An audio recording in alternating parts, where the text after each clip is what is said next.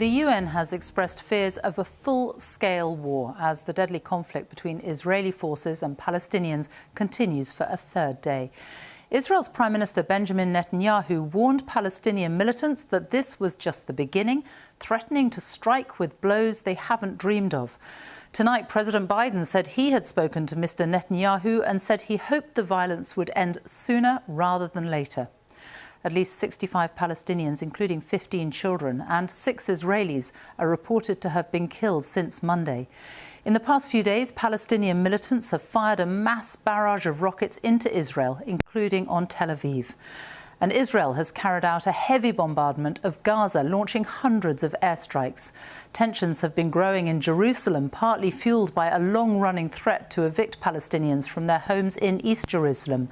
It all came to a head on Friday at Al-Aqsa Mosque. The site where it stands is highly sensitive, sacred for both Muslims and Jews. Israeli police used CS gas and stun grenades at the mosque, and Palestinian youths threw rocks at them. Here's our Middle East correspondent, Tom Bateman.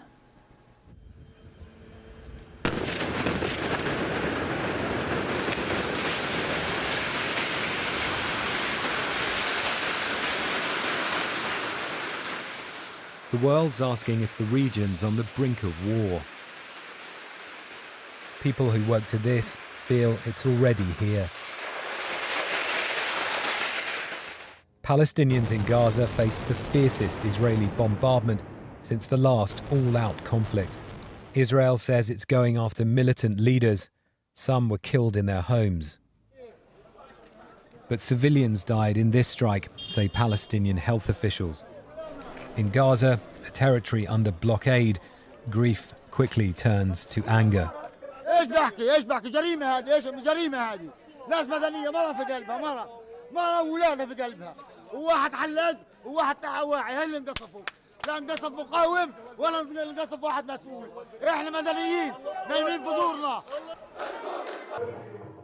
Dozens have died here since the violence erupted on Monday, and they're still counting their dead. Rocket fire from Gaza has continued deep into Israel. And the sirens are near non-stop in towns close by.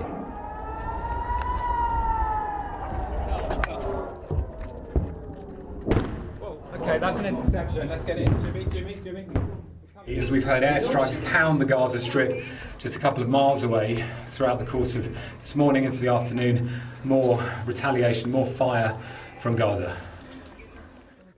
Under fire, Asher and his son Maor ran for safe room. But their neighbour, an 89-year-old woman, didn't make it. She's seriously injured. Her carer died in the strike.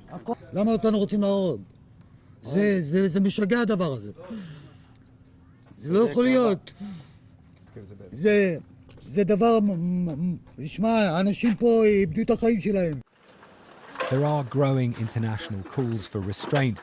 But for now, it seems that no one here is listening.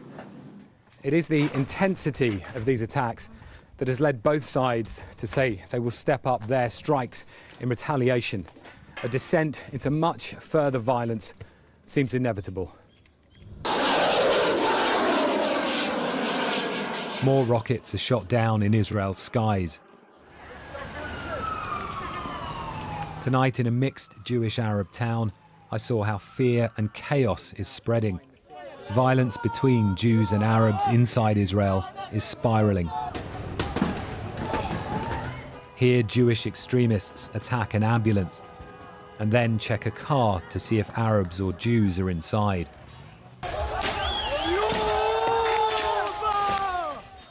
Along the coast, a popular Arab restaurant comes under attack. In another mixed town, a Jewish man is beaten by Arab Israelis.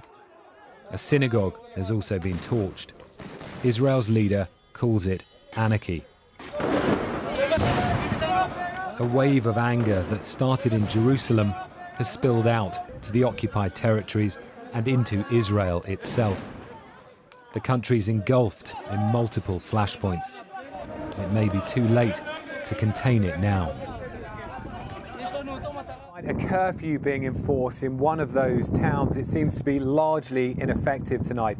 And Israel's Prime Minister Benjamin Netanyahu has said that he is now considering sending in army troops to some of those areas experiencing those kinds of confrontations. As to the wider military conflict, as you were saying, Sophie, the US President Joe Biden says that his expectation and hope is it should end sooner rather than later, while also saying that he believes Israel has the right to defend itself. But with more airstrikes pounding the Gaza Strip in the last couple of hours and more rocket fire within that time, that certainly seems, from this perspective, a long way off. Our Middle East correspondent Tom Bateman in Jerusalem. Thank you. Well, let's talk to Rushdie Abu Alof, who's in Gaza City. And what's the situation there tonight? The sound of bombs and airstrikes are continue shortly after midnight here in Gaza. It's been the longest day of fighting since years. Israel hit hundreds of targets, and Hamas, the militancy group, fired hundreds of rockets. This situation is leaving this place in a very grim sort of picture. People are suffering from the sound of sonics, the sound of bombing, a very angry and shocking mood to see the scale of destruction around the Gaza Strip after this very long day and very long night of fighting. And it doesn't seem the night is over yet.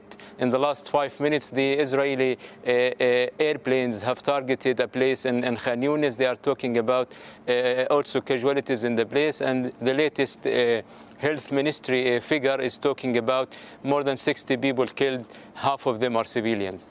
Rushdie Abu Alof, thank you very much. Well, it's the worst violence in the region for 7 years. Tensions have been mounting in Jerusalem throughout the holy month of Ramadan. Our correspondent Caroline Hawley looks at what has sparked this deadly confrontation. The conflict between Israelis and Palestinians hasn't made headlines in recent years, but it's been a tinderbox waiting to explode. The spark, Jerusalem, a city of sacred sites and simmering tensions, the heart of the conflict. And now, with depressing familiarity, it's ignited violence once again. So what's behind the latest escalation? Palestinian anger has been mounting for weeks. There have been clashes over a threat to evict dozens of families from their homes in Israeli-occupied East Jerusalem in favour of Jewish settlers. There's also been trouble between Israeli police and Palestinians infuriated by restrictions on them gathering at the entrance to the old city at sunset.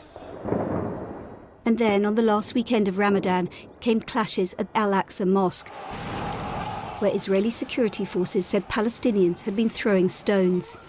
On Monday, Israel accused worshippers of preparing to attack a planned march by Israeli hardliners, and troops stormed into the holy compound.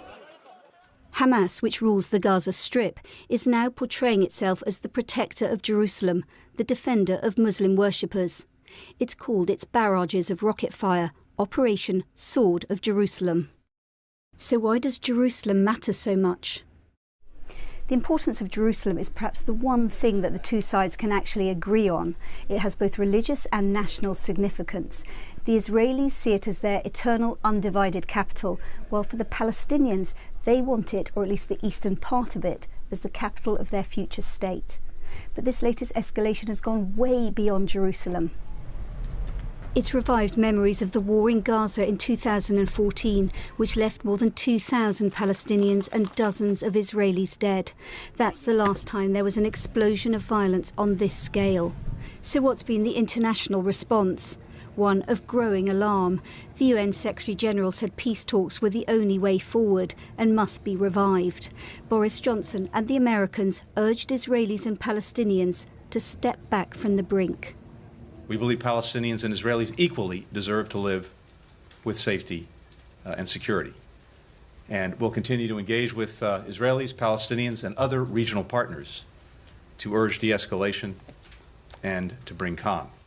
But for now, neither side show the slightest sign of backing down. And as so often, it's civilians on both sides paying the price. Caroline Hawley, BBC News. And there's more explanation of what's happening on the BBC News website. That's bbc.co.uk/news.